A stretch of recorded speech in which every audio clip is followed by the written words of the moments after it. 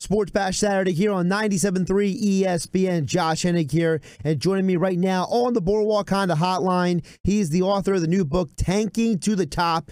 His name is Yaron Weitzman. Bleacher Report, covers the NBA. Yaron, how you doing today? I'm okay. Thanks for having me on. I appreciate you jumping on. I first want to touch on the book because I got through the whole book. You know, I know you warned me before, like, oh, well, you know, I'm the voice on it. I really enjoy listening to the book for me because I have a long drive each day to work. And the thing for me is I enjoy getting your inflections on different points in the book. And I think I think the biggest takeaway for me from the book was I feel like if someone walked into reading this book or listening to it with an open mind, they walked away a little bit more enlightened and more informed. Whereas someone, if they walked in there with a bias, you know, they might have walked away being like, well, you forgot about this, or you didn't, you overlooked that. Yeah, so I mean, I hope so, right? I used to joke that, you know, when I was writing it and people would ask, because that's always a question you get when someone finds out you're writing this book, oh, like, what side are you on? Or, you know, and I would always say, I feel like everybody on all sides are going to be upset at me. But I mean that in a good, like, that was my goal in a way, right? But just try to be down the middle. And, like, you know, there's things I think Sam Hinkie was fairly criticized on. There are things I thought he was unfairly criticized on, and Sixers and all that. So, no, I think, at least that was what I was going for, so I'm happy to hear. What was the biggest thing when you came away from this book, you know, whether it's about Hinkie or about Brett Brown or the Sixers organization in general? Was there like a story or something? Because like one thing that stood out to me was I didn't realize how, for lack of a better term, irresponsible they were with the management of the young men in their organization. I think that was, like, I had knowledge of some of that, but I had no realization it was that extensive. So, you know, for you writing the book and doing the research, what was something that stood out to you the most? Yeah, that was one of them. That was sort of, you know, starting with Nerlens Noel and through Okafor and Embiid and, you know, Simmons and, you know, different. It's not necessarily fair to put them all in the same bubble, but there's different things popping up, right? I think that was a fair.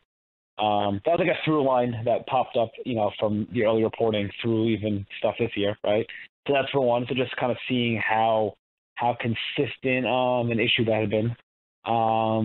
That's one. Some of the backroom, we'll call it dealing, I was surprised about, like, you know, some stuff how some of Sam Hinkie's colleagues, like CEO Scott O'Neil, were not exactly fans of his. Just stuff I kind of had a feeling or knew, but then you hear some of the examples, it just becomes how egregious it was, and it becomes enlightening. So those would be a few of them. I'm trying to think of anything else.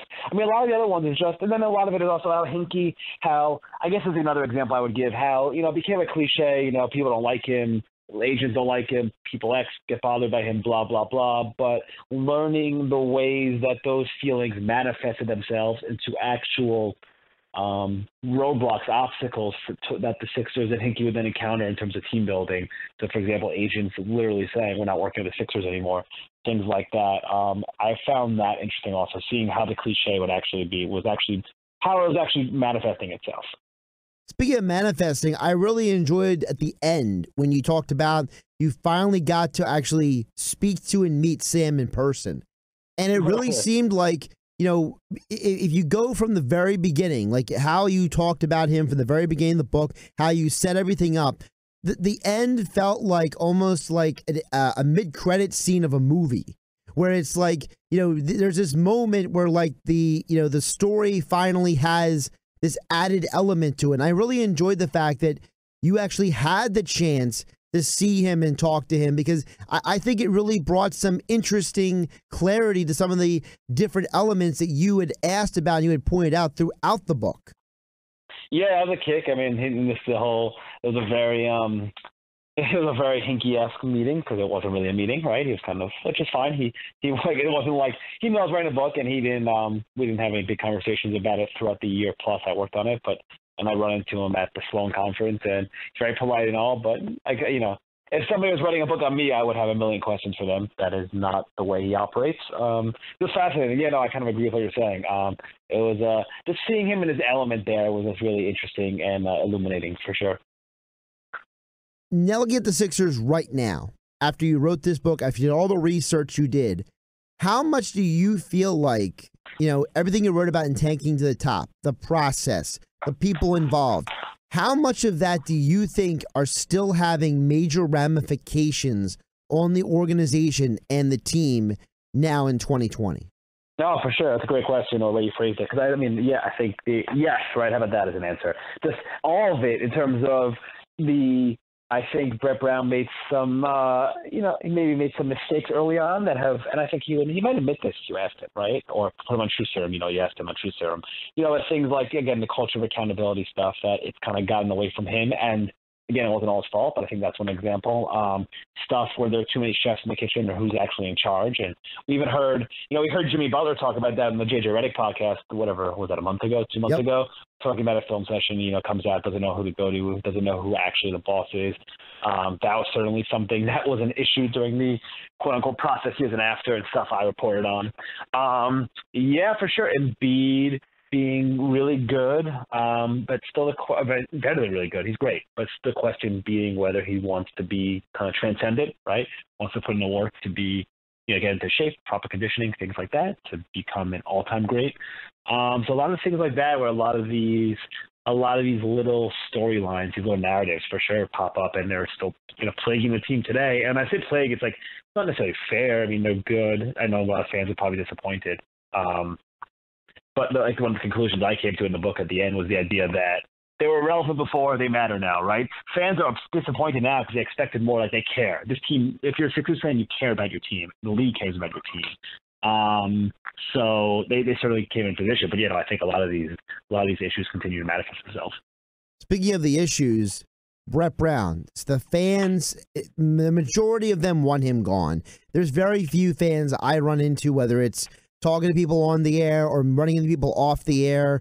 It's always been some issue with Brett Brown. And I think a lot of it is unfounded, but I think a lot of people's perspective of the Sixers situation, the head coach, has been, for lack of a better term, adulterated by the environment of the whole organization. But that nothing can be overlooked about the fact that a lot of teams, they fire a head coach before they have their ultimate success. So is Brett Brown moving on, whether it's after this year or next year or whatever that happens, could that actually be the final step of the process? It's fine. I mean, most people before the Corona stuff, most people around the league thought that was going to happen unless they went deep in the playoffs. So that means probably even finals, right? So that was the assumption. Now it's so hard to make these predictions based on, like, I don't know, can you even run a coaching search now? Like, you're not gonna get rid of somebody if then you think the league might come back in June, right? It's just a weird situation, so it's hard to say. So let's pretend that things were normal, as crazy as that is. I think most would assume Brett Brown would be the Sixers will look to replace him this year. I'm not saying it's fair or not. I'm just saying that's the assumption around the league. And again, so not having playoffs that could hurt him, because the playoffs is a chance to kind of prove that he belongs and win over ownership and management, or it could hurt him if the idea is saying he doesn't get that opportunity, right, and just going to move on. But would that be the final step? I mean, I do think before they do look at making any changes to the Embiid-Simmons partnership or making anything like that, like, I think you'll see a coaching change before that. So I don't know if that answers your question, but it does. Most of around the league believe that's on the horizon. The book is tanking to the top. Yaron Weitzman is my guest here on the Boardwalk Kind of Hotline on 97.3 ESPN. Again, whether you're a pro-process, anti-process, wherever you stand, I highly suggest this book. It's going to give you some great insights about how the Sixers got to the point they are here that I don't think a lot of people knew before. So I definitely recommend it. Yaron, but we'll get a couple other NBA things here. Obviously, the NBA is on hiatus because of the pandemic. And obviously, the whole world, every part of the country is in a different place when it comes to dealing with the situation. And, Adam Silver has come out multiple times and said, look, we don't have a specific start date. We want to resume this season. Obviously, the NBA, they make billions of dollars off of their TV contract. So there is more of a incentive for them to get back. Do you feel like the agreement now where they said, look, we're going to take off 25% of the players' salaries on, I think it's May 15th is the next pay date after May 1st. So, do you think that is going to be the precursor to help them get back? Or do you think that has more to do with the league and the players going through the process of just preparing for any possibility?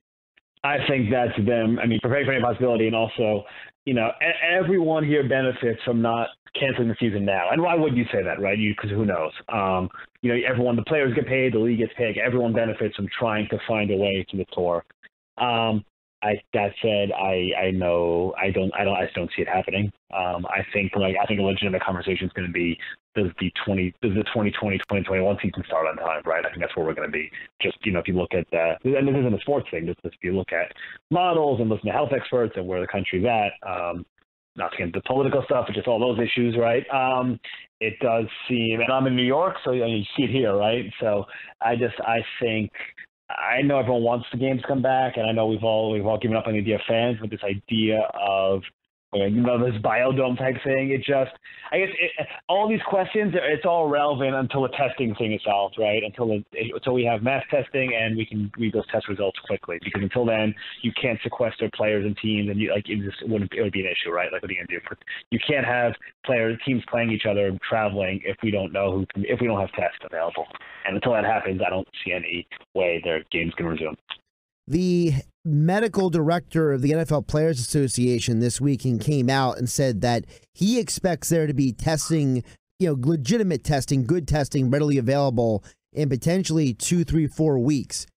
If we're looking at a situation where by the end of May that we have testing, the environment looks like we could maybe make this work again in an environment without fans, let's say. How do you think the NBA would make that work? I know Keith Smith of Yahoo Sports has proposed the idea of them going to Walt Disney World. Some people have mentioned them going to Atlantic City or Las Vegas. What do you think would be the most logical, considering how the NBA functions? It's far be to read this in terms of what counts as healthy or good science or good, good from that perspective. I guess other people seem to be saying the idea of drop everyone in one city or one hotel and go from there. I guess that works. Again, I'm still dubious. I don't think people realize, and when you say a team shows up, I don't think people realize how many, or to put a game on TV, how many people that requires, right? So you have 12 players, you have 10 coaches, total coaches, you have some executives, you don't have to bring them all, I guess you have to bring some. You have trainers, medical staff, not to mention you need announcers, camera people, producers it takes to put a game on. Are you going to have any media there? Maybe you're not going to have hundreds, but you're going to put a couple. Maybe the numbers grow really fast. Right? What about families? Right? That whole are you going to tell players they can't see their families for 2 months? That seems weird. What happens also when players say, I don't want to not leave my family, I'm not comfortable. So there's all these other issues. That being said, everything's there. I guess the one location, and there'll be the NBA. Listen, if Major League Baseball, which takes 40 years to debate a designated hitter or whether, or all that stuff, is considering these 7-inning games with players sitting in dugouts, and we know how slow they are to make changes, and the NBA is quick in terms of thinking on its feet and being open and adaptable. I guarantee that Adam Silver has 30 models on his desk right now in terms of different things, the different possibilities, and they'll try everything they possibly can just to get the games on TV, because you can salvage that money, right? That's the important thing here. You want to keep the networks from asking for as much money back. That's the whole idea. So there'll be options, whether it's one and done play-in tournaments with all teams, 2-week training camp, best of 3, playoffs, whatever it is, right? It's going to be funky. But again, I'm just dubious about all of it. But funky might be good television. At the end of the day, if you're producing a television product and this is doable for everybody involved, funky might actually be better television. Listen, I thought the NBA 2K tournament was better than the horse competition. So, I almost like anything better than that might actually be quality at this point for us. No, for sure, right? There could be a March Madness type aspect where it's just with a condensed schedule, we're going to do one game playoff type stuff, or best of 3, where it's a best of 3 series, anyone can win. So for sure, that part, there's definitely a possibility there. I do think some of us are underestimating how weird it's going to be to watch games without fans. I think that'll be weird. Maybe we'll get over it quick. And it's not going to prevent us from watching the games, but I do think that's going to be strange. Absolutely. Well, I know something I'm really looking forward to is the Jordan documentary, Sunday night, 9:00 Eastern. Everyone has a perspective on Jordan. Listen, I was debating during the week about, is Jordan really the greatest of all time with people. Everyone wants to know about, what is this going to look like? You got hundreds and hundreds of hours of filming of these guys for an entire year, and you have 10 parts of this documentary. So, what is something that you're looking forward to seeing with this documentary? A ton, right? funny. So I'm 32, so the Jordans was just as I was starting to follow basketball, so I can't say I grew up watching Jordan like that. I'm just fascinated. I just love behind the scenes stuff. I don't know. I think it's been not a deep answer. I'm just fascinated to see how these guys tick, and to see what it was, to kind of capture what it was that made Jordan great. And it seems like we're going to get that. Or, and when I mean great, I don't mean his ability to hit a jumper. I mean the personality that he had that was different. So that'd be my answer to that. So just to follow up on that, do you feel like, humanizing these guys who have basically been turned into demigods by a lot of people, do you feel like humanizing them is going to be something that I think a lot of people, or something you do think that a lot of people are looking forward to being exposed to? Oh, for sure. I mean, it's the whole game, right? Because I hope so. Otherwise, I'm in the wrong. I'm doing my job incorrectly. But I think people. No, I think that's a big part of it. People seeing what makes these guys tick. In basketball, we get the most of that, and I think it also makes us thirsty for them even more. Because basketball, they're close. They're not covered in helmets or hats. We see their expressions. It's only 5 men on the field, 5 men on the court. So we get a little taste, and we want to get more of it. And I think we're going to see that. And what I think would be cool about the Jordan documentary is that there are also a lot of fascinating characters around them, whether it's guys like Steve Kerr, Phil Jackson, Dennis Rodman. And I think that will kind of add layers to it that will be interesting and make it kind of more fun. He is Yaron Weitzman. The book is Tanking to the Top, How the NBA's Philadelphia 76ers Trusted the Process of Bold Plan to Get to First by Becoming the Worst. It's available right now. You can get it in a book if you want to sit on your back porch, or you can do what I did and get it on Audible and actually listen to Yaron explain in his own inflection different elements of the story. Again, I really enjoyed that. Bleacher Report NBA. Check him out on Twitter, Yaron Weitzman on Twitter. And he's been my guest here on the Boardwalk Honda Hotline. I appreciate the time. Thanks for having me. I appreciate it.